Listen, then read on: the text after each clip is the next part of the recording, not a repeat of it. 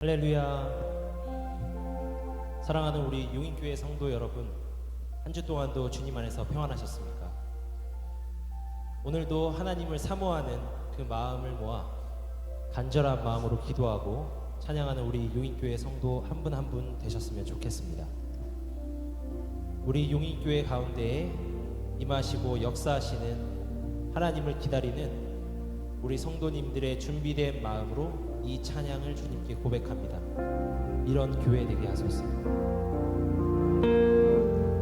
진정한 예배가 숨쉬는 교회, 주님이 주인 되시는 교회, 믿음의 기도가 쌓이는 교회, 최고의 찬양을 진정한 드리는 교회, 진정한 예배가 숨쉬는 교회, 주님이 주인 되시는 교회, 믿음의 기도가 쌓이는 교회, 최고의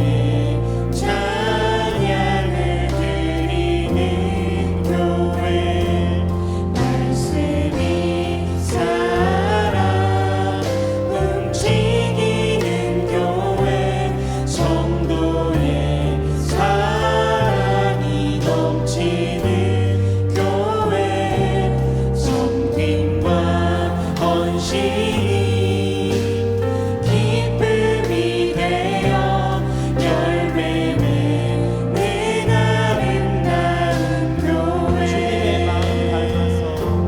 주님의 마음 닮아서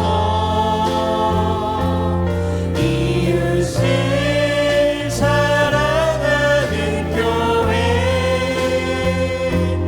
주님의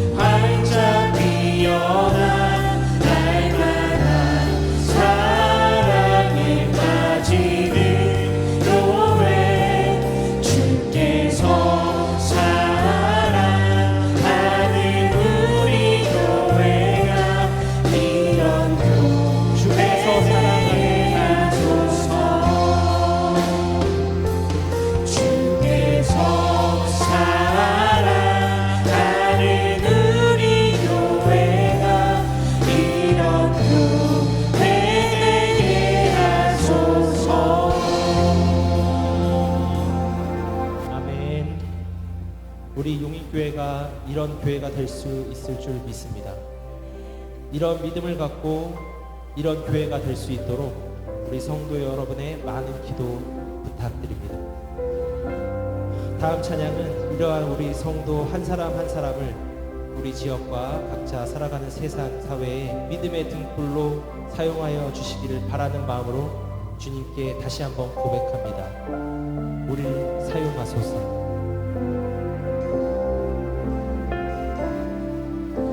우리에겐 소원이 하나 있네. 주님 다시 오실 그날까지 우리 가슴에 새긴 주의 십자가 사랑 나의 교회를 다시 한번 고백합니다. 우리에게 소원이 하나 있네. 우리에겐 소원이 하나 있네. 주님 다시 오실 그날까지 우리 가슴에 새긴 주의 십자가 사랑 나의 교회를 사랑케 하네. 주의 교회를 향한 우리 마음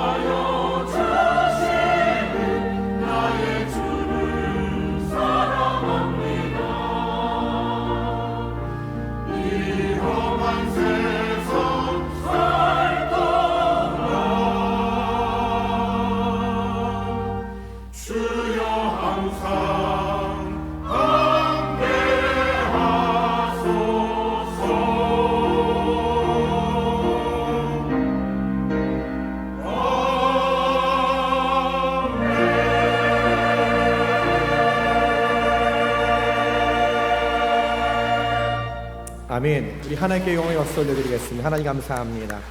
우리 드려진 예물 위해서 잠시 기도하겠습니다. 사랑이 많으신 하나님 아버지, 거룩한 주님의 날을 저희들이 허락하여 주시고 예배할 수 없는 존재인데 예배자로 하나님 앞에 올곧은 모습으로 설 수 있도록 도와주시니 하나님 진심으로 감사를 드립니다.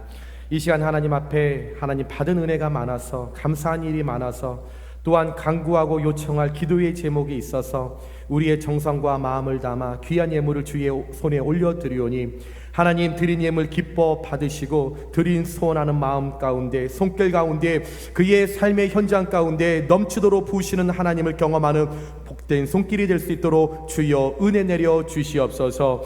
드린 이 예물 하나님 더욱더 어렵고 가난하고 복음을 듣지 못하고 아직까지 전 세계에 먹을 것이 없어 굶어 죽어가는 아이들에게 살 소망으로 전달될 수 있는 살아있는 빛과 소금의 역할을 감당할 수 있는 복된 예물이 될 수 있도록 주여 축복하여 주시옵소서.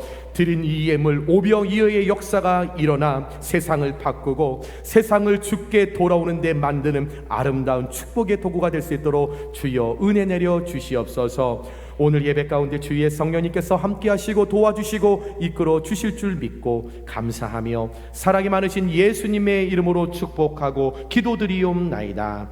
아멘. 할렐루야. 10월의 첫 주를 하나님 앞에 예배로 나아가시는 용익교회 모든 성도님들께 하나님의 크신 은혜와 섭리가 넘치시길 주님의 이름으로 축원합니다. 우리 좌우 옆에 분들과 인사하겠습니다. 10월 한 달도 주님 안에서 승리하십시다. 인사하겠습니다.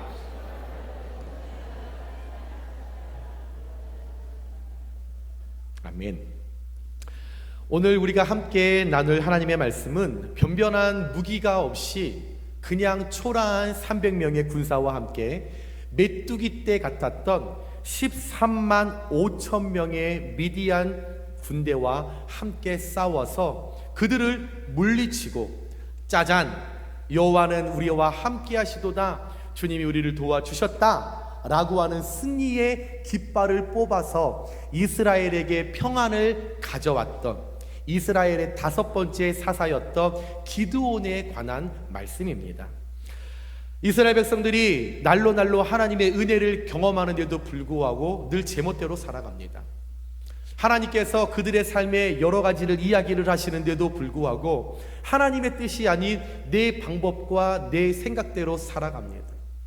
하나님께서 그렇게 싫어하셨던 우상숭배를, 이방신들을 그렇게 집으로 끌고 옵니다.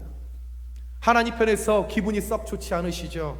나 외에는 다른 신을 있게 하지 말라 분명히 십계명을 통하여 그들에게 전달했는데도 불구하고 하나님의 말씀을 내 복음으로 받아들였다라는 겁니다. 하나님의 복음으로 받아들이고 하나님의 말씀을 온전히 듣고 그것을 삶 속에 우리의 실천해야 하는데, 내가 걸러서 내 필터대로 그 말씀을 들었을 때 하나님께서 이스라엘을 이렇게 두어서는 안 되겠다라고 하시면서 그들을 채찍하고 그들을 심판하시기 위하여 미디안이라는 채찍을 그들에게 들었다라는 거죠.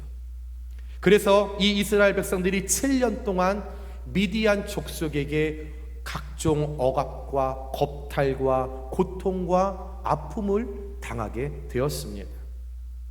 이 미디안 족속들이 얼마나 악랄하고 얼마나 악질이고 얼마나 치사하던지 이 이스라엘 백성들이 한 해 동안 열심히 수고하고 땀 흘렸던 모든 수확하는 것들을 그 추수 때가 되면 다 와서 다 빼앗아 갑니다. 집에서 1년 동안 열심히 먹이고 가꾸었던 짐승들을 다 빼앗아 갑니다. 다 빼앗아 가다 보니 이스라엘 백성들이 마음 편히 살 수 없겠죠.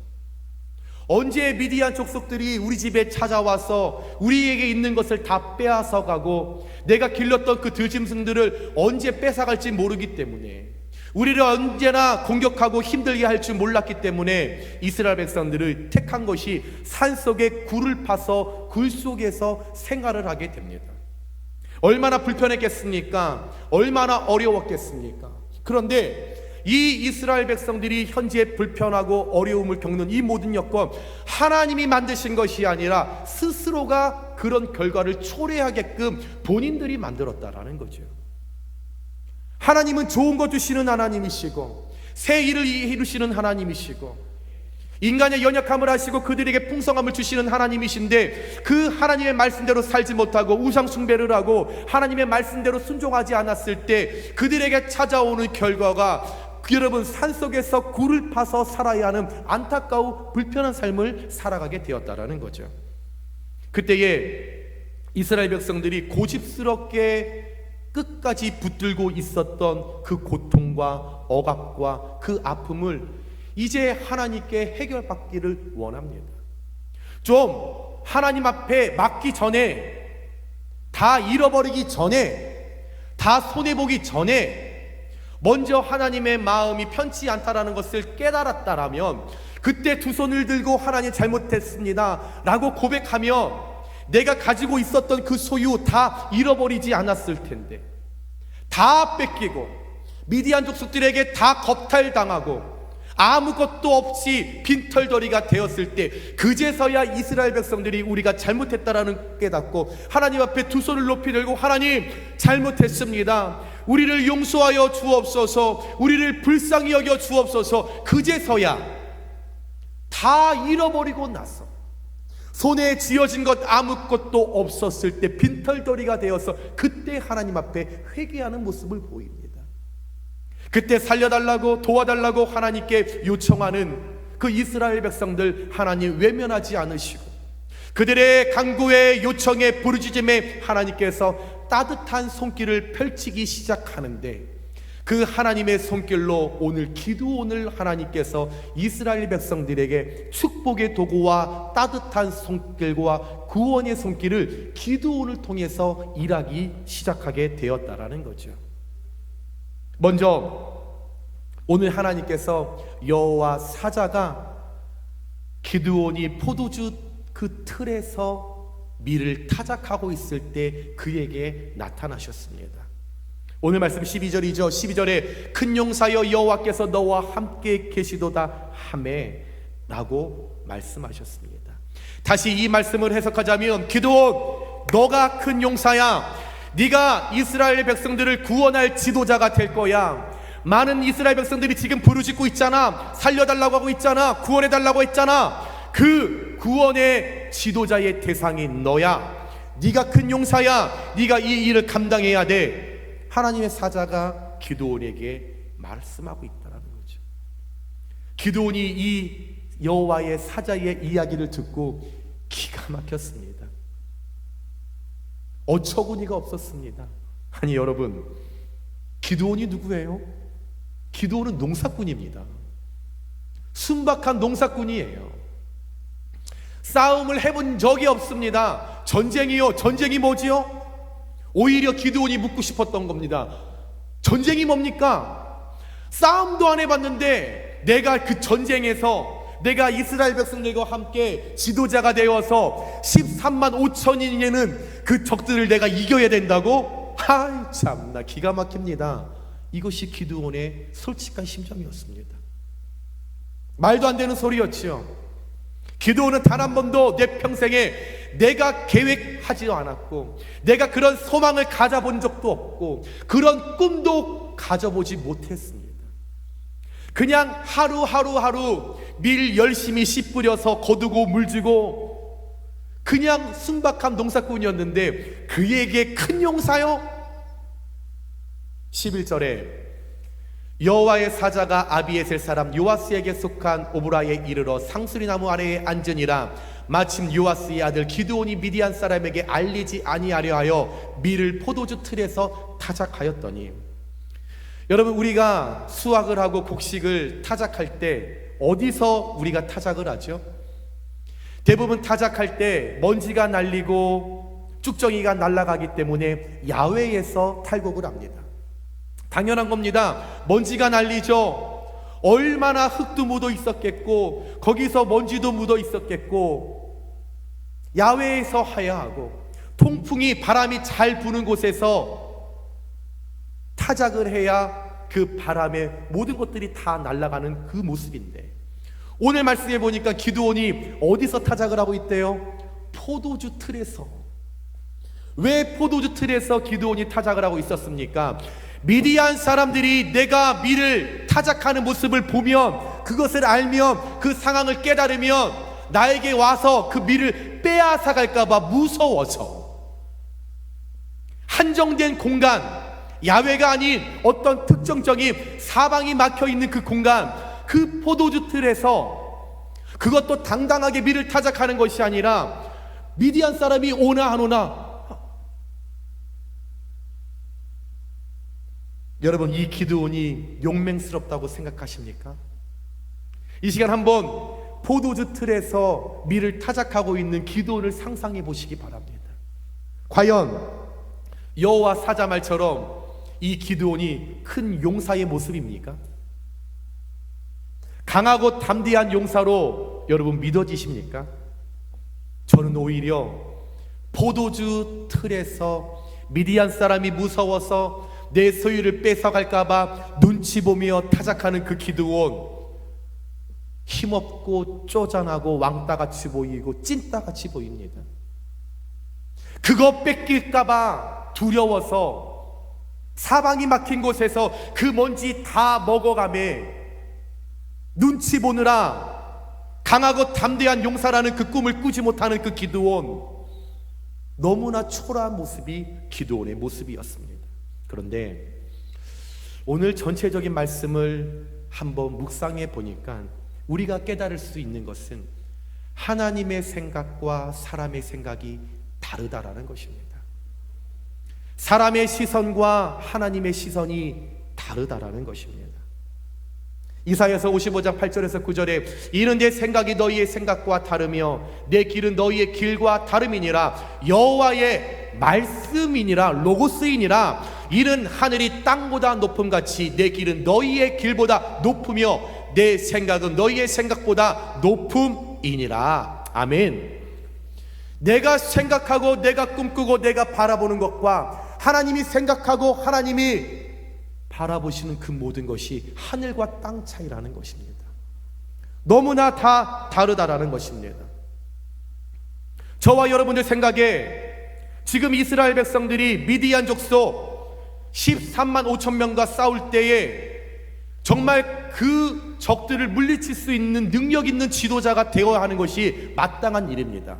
그렇다면 요셉처럼 믿음이 있는 사람을 하나님이 세우실 것 같은데, 아니면 에훗처럼 담대한 사람을 하나님 세우실 것 같은데, 아니면 삼손처럼 힘이 센 사람을 세워서 그 미디안 족속과 야 해서 이기게 할 수 있으실 텐데, 아니면 다윗처럼 용맹스러운 그 기질을 하나님 아셔서 다윗을 세워서 미디안과 싸워서 이기게 하실 수 있는데, 하나님 그렇게 부르실 것 같은데 그렇게 힘있고 능력 있는 사람들 사용하실 것 같은데 오늘 하나님께서는 그들을 부르시지 않았다라는 거죠. 오히려 볼품없고 찐따 같아 보이고 왕따같이 보이고 어이구 저거 뭐 사람 노릇할 것 같아 저거 이렇게 하찮은 존재였던 기드온을 하나님이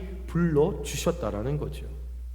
하루하루 고군분투하며 먹는 것에 집중하며 살아가야 할 초라한 인생이었는데 뭐 하나 봐도 잘난 것 하나도 없고 부족해 보이는데 그의 뒷배경 아무것도 없어 보이고 어떤 정치줄 타지도 못하고 명예 있는 사람들 아무도 모르고 가진 것이라고는 그냥 호흡하는 거 생명 있는 것 하나밖에 없는 초라한 존재였던 그 기드온. 그런데 더 기가 막힌 건 그렇게 아무것도 없는 기드온인데 하나님이 오늘 불러주셨는데 그 부르심에 머뭇거리고 있는 거예요. 또 더 기가 막힌 건 머뭇거리는 것도 이해가 안 가지만 그 하나님께 하나님 정말 절 불러주셨어요? 그러면 증표를 보여주세요. 이야 염치가 이렇게 없습니다. 가진 것도 없지 잘하는 것도 없지 꿈도 없지 고작 포도주 틀 그 속에 숨어서 이리저리 눈치 보며 미어캣처럼 이 밀 뺏길까봐 걱정 근심하는 그 기드온. 하나님 불러주셨는데 하나님 저 진짜 부르신 거 맞습니까? 의심하고 하나님 정말 나를 불러주셨다면 하나님 증거를 대세요. 증거 보여주세요. 해도 너무나 하나님 부르심에 올바른 모습 합당치 않는 자가 기드온이었다라는 거죠. 그런데 그 사람을 하나님께서는 큰 용사라 불러주셨다라는 겁니다. 그렇다면 과연 뭔가 있겠죠. 기드온에게 뭔가 있으니까 삼손도 아니고 다윗도 아니고 요셉도 아니고 에훗도 아니고 솔로몬도 아니고 하나님께서 불러주신 이유가 있겠죠. 과연 기드온이 무엇을 소유하고 있었기에, 기드온이 어떤 성품인 사람이었기에, 기드온이 어떤 기질의 사람이었기에 형편없고 보잘것없고 찐따 같고 왕따 같았던 그를 하나님께서 그 수많은 이스라엘 백성들 가운데 큰 용사여 부르시면서 미디안의 13만 5천 명과 싸웠을 때 이길 수 있는 승리의 깃발을 뽑을 수 있게 하나님께서 만들어 주셨는지 오늘 그 말씀을 함께 나눌 때에 저와 여러분들께 내가 기드온의 모습이 여러분 하나님의 만지심과 도우심을 통하여 여러분의 심령 가운데 여러분들 귓가의 믿음과 신앙 가운데 큰 용사여라는 하나님의 음성을 듣고 여러분 우리도 어렵고 떨리는 이 세상 가운데서 승리의 깃발을 뽑을 수 있는 저와 여러분들 되시길 주님의 이름으로 축원합니다. 첫 번째, 하나님 보셨을 때의 기드온은 겸손한 사람이었습니다. 사람들이 기드온을 겸손한 사람이라고 평가한 것이 아니라 하나님 편에서 하나님이 기드온을 겸손한 사람이라 여겨주셨다라는 거죠. 15절에 그러나 기드온이 그에게 대답하되 오 주여 내가 무엇으로 이스라엘을 구원하리이까? 보소서 나의 집은 므낫세 중에 극히 약하고 나는 내 아버지 집에서 가장 작은 자니이다 하니, 큰 용사라 부르시는 하나님 앞에 오늘 기드온의 진정한 고백입니다. 이것이 기드온 안에 내재되어 있는 그의 겸손의 극치라는 거죠. 사실 기드온은 약한 사람은 아니었습니다. 그의 집이 작지 않았습니다. 므낫세 족속 중에 작지 않았습니다. 그는 약자가 아니었습니다. 비록 막내였지만 그는 그 가정을 살릴 수 있는 유력한 사람이었고 작은 자가 아니라 큰 사람이었다라는 거죠. 다시 말씀을 드리면 기드온이 지금까지 살아왔던 그의 과거는 중요하지 않습니다. 또한 그가 지금 현재 어떤 형편과 어떤 환경에 있다는 것이 중요하지 않습니다. 오늘 우리가 키포인트로 우리가 중심적으로 바라봐야 한다는 것은 오늘 그 과거를 묻지 않으시고 현재를 묻지 하시는 하나님께서 약하지만 부족하지만 찐따 같고 왕따 같지만 오늘 그에게 큰 용사여 부르셨다면 그 자리에서 기드온은 큰 용사가 되는 줄 믿으시기 바랍니다. 내가 살아왔던 것 어떤 것 중요하지 않습니다. 지금 현재 상황 중요하지 않습니다. 하나님께서 지금 내게 오셔서 하나님의 말씀을 통하여 큰 용사여 두려워하지 말라, 떨지 말라, 죽지 아니하리라 말씀하셨다며, 그 말씀이 여러분들의 귀에 레마로 들려진다며, 그 레마가 나의 영혼 육을 살리고 나를 변화시키고 나를 승리의 길로 인도해 주시는 줄 믿으시기 바랍니다. 여러분, 하나님께서 부르셨다면 큰 용사가 틀림없었기에 그 기드온 오늘 하나님 앞에 겸손한 모습으로 고백합니다. 오지여 내가 무엇으로 이스라엘을 구원하리이까? 하나님, 나는 능력 없습니다. 가진 것이 없습니다. 잘하는 것이 없습니다. 지혜와 명철함이 없습니다. 나는 뒷배경이 없고요, 나는 흙수저의 삶입니다. 이런 내가 어떻게 이스라엘을 구원할 수 있겠습니까? 기드온의 겸손이 묻어있는 고백이라는 거죠. 나는 할 수 없습니다. 여러분, 사사기를 다 읽다 보면 마지막에 어떻게 나옵니까? 기드온이 이 땅에 머무는 동안 성경에 그의 인물이 사라질 때까지 그의 겸손은 계속되었다라는 것을 사사기의 말씀을 통해 우리는 알 수 있습니다. 기드온이 300의 용사와 함께 미디안을 물리치고 돌아올 때에 그의 겸손은 절정을 다했죠. 그는 누구보다도 미디안의 전쟁에 있어서 영웅입니다. 그는 이 전쟁을 이기게 한 공로자입니다. 누가 봐도 탁월한 리더십이 있었기 때문에 그의 전술과 지휘 투자를 통하여서 그들이 마음을 모았기 때문에 그의 탁월한 능력이 있었기 때문에 이스라엘이 승리를 할 수 있었습니다. 그래서 돌아왔었을 때 이스라엘 백성들이 기드온에게 요청합니다. 기드온이여, 우리가 당신을 왕으로 추대하겠소. 우리의 왕이 되어주시오 요청합니다. 많은 사람들이 당신은 탁월한 지도자와 능력을 갖고 있는 사람입니다. 우리의 지도자가 되어주세요 간청합니다. 그랬을 때 기드온이 사사기 8장 23절에 이렇게 고백합니다. 기드온이 그들에게 이르되 내가 너희를 다스리지 아니하겠고 나의 아들도 너희를 다스리지 아니할 것이요 오직 여호와께서 너희를 다스리시리라 하니라. 내가 이스라엘 백성을 다스릴 것이 아니요 나의 아들도 다스릴 것이 아니요 오직 이 세상을 주관하시고 너의 주권자 되시는 그 하나님께서 당신들을 다스릴 겁니다. 겸손을 보여주었다라는 겁니다. 이것이 기드온의 신앙이요 기드온의 믿음이요, 그가 하나님 앞에서 부서지고 낮아지고 깨어진 당신의 여러분 마지막까지 낮춰진 겸손의 모습입니다. 하나님은 이 땅을 살아갈 때에 이런 사람을 부르십니다. 교만한 사람을 부르시는 것이 아니라 겸손한 자를 부르신다는 거죠. 다윗처럼 백성들에게 만만히요 추대되었을 때 기드온 역시도 왜 어깨에 뽕이 안 들어갔겠습니까? 왜 마음 가운데 교만한 마음이 안 생겼겠습니까? 그러나 하나님 기뻐하지 않는다는 것을 기드온은 겸손으로 알고 있었다라는 거죠. 여러분, 우리가 자녀들이 잘 됩니다. 서울대학교에 입학했습니다. 왜 엄마들의 뽕이 올라갈까요? 교만해지고 싶지요. 자꾸 전화 돌리고 싶지요. 전화해서 얘기하고 싶지요. 자랑하고 싶지요. 교만해지고 싶지요. 분명 상대방이 그런 말을 하겠죠. 어머, 집사님은 어떻게 아이를 그렇게 양육했어? 그러면 믿는 자들의 양심이 있어서 이렇게 이야기하겠죠. 아유, 뭐 내가 했나? 하나님이 하셨지. 말은 하고 있지만 내 속에선 내가 했거든. 내가 한 거야. 나 이런 여자야. 교만하고 싶거든요. 분명 우리 하나님께서 용일교회를 반드시 부흥시켜 주실 줄 믿습니다. 부흥이 되면 저에게 묻겠죠. 많은 사람들이, 목사님 어떻게 용일교회를 부흥시켰어요? 저 분명 제 입으로 말겠죠. 아유, 뭐 제가 했나요? 하나님이 하셨지요. 속으로는 나 이런 사람이야. 자랑하고 싶겠죠. 아, 여러분 솔직한 마음입니다. 저 어떻게 보면 하나님을 영광을 드러내지만 제 자랑하고 싶을 것 같은 거예요. 여러분, 그런 상황이지만 기드온은 야고보서 4장 6절의 말씀을 알았습니다. 하나님이 교만한 자를 물리치시고 겸손한 자에게 은혜를 주신다 하였느니라. 야고보서